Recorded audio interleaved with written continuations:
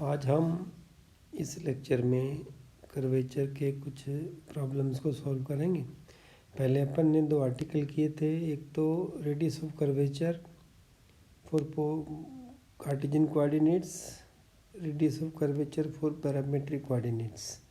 अब हम कुछ प्रॉब्लम्स करेंगे। तो इसमें पहला सवाल हम लेते हैं, पैराबोला y² बराबर 4x के किसी बिंदु P पर सिद्ध कीजिए कि radius of curvature rho is equal to 2/√a into X plus A की पावर 3/2, या जो इसका मान है ये इसके बराबर होगा 2 इंटू एस पी की power 3/2 upon root where S उसकी नाभि है।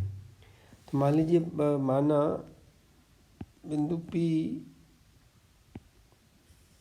माना PXY पैराबोला के ऊपर कोई एक बिंदु है और जो y² is equal to 4ax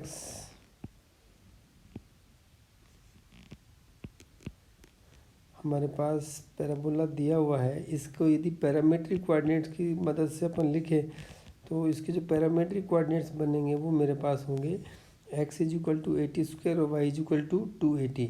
तो जो ये समीकरण हमारे पास कार्टेशियन कोऑर्डिनेट में थी, इसको सिंपली मैंने पैरामेट्रिक कोऑर्डिनेट्स में ट्रांसफ़र कर लिया, जिसकी मदद से अब पहले मैं इसका डिफरेंशिएशन करता हूँ।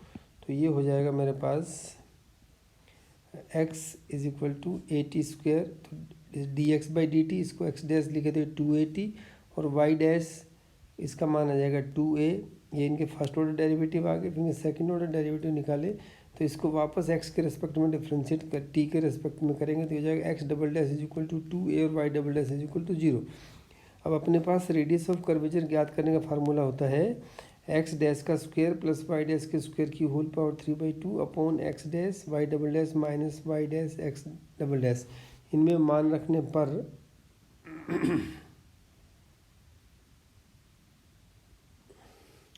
रो is equal to 280² plus 2a² का square whole power 3/2 upon 280 into 0 minus 2a into 2a।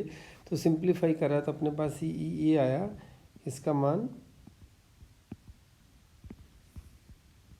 This one 4a² t² plus 4a² 3/2 minus 4a²। चूँकि पहले भी मैंने बताया था कि रेडियस ऑफ कर्वेचर एक डिस्टेंस है, तो यहाँ पर हम नेगेटिव साइन को इग्नोर कर देते हैं।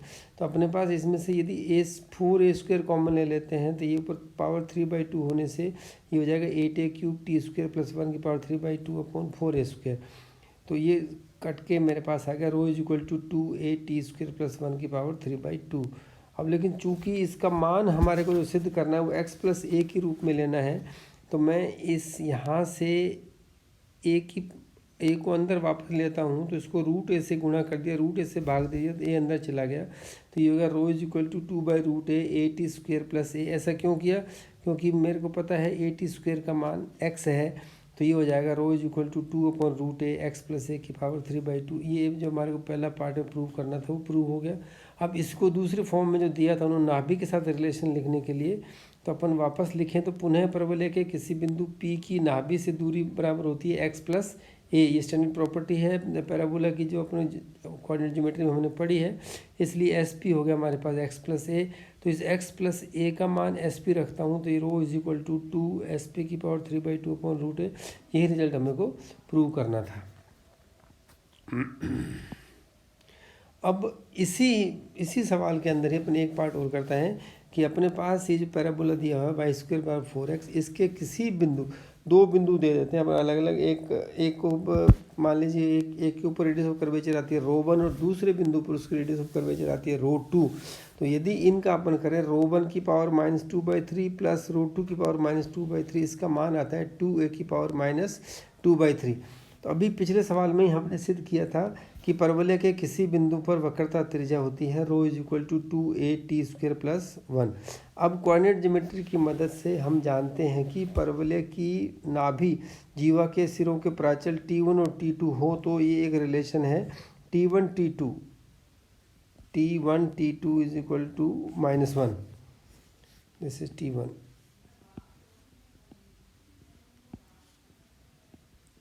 t2 is equal to -1।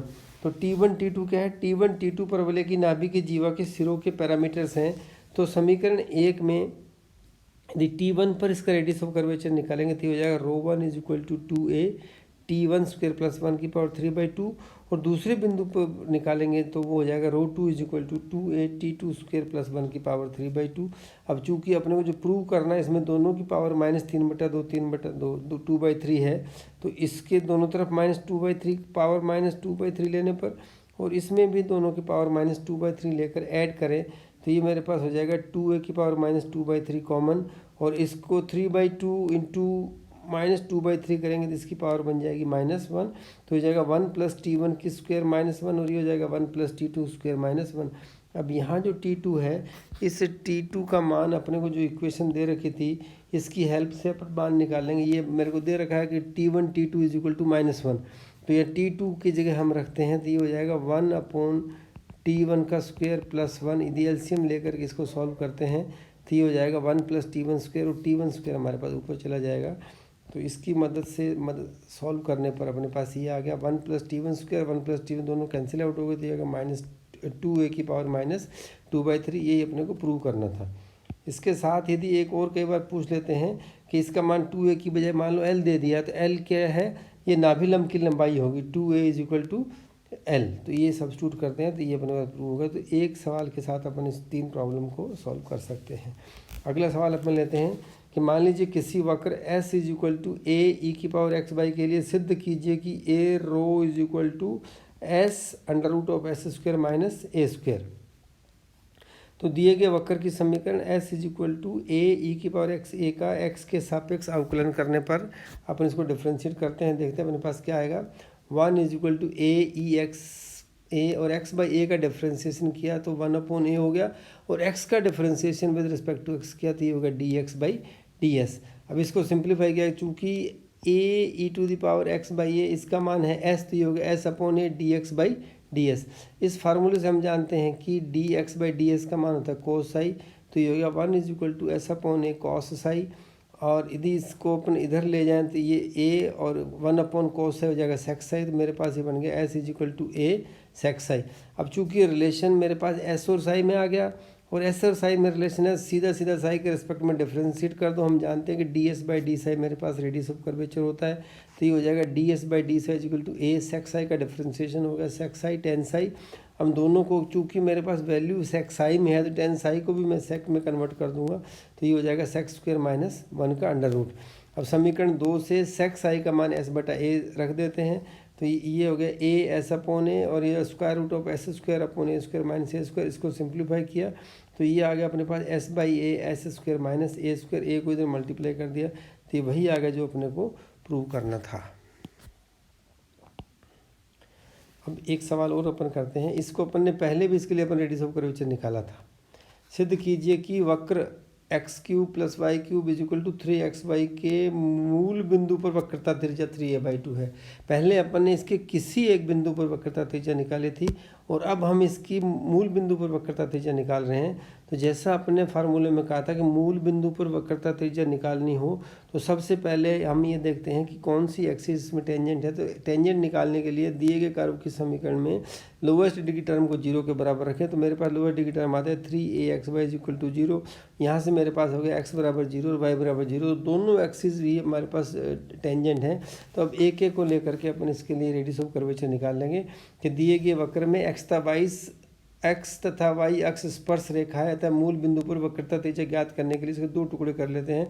जब हमने फार्मूले में सिद्ध किया था कि जब x एक्सिस स्पर्श रेखा हो तो rho is equal to limit y tends to 0 x square upon 2y।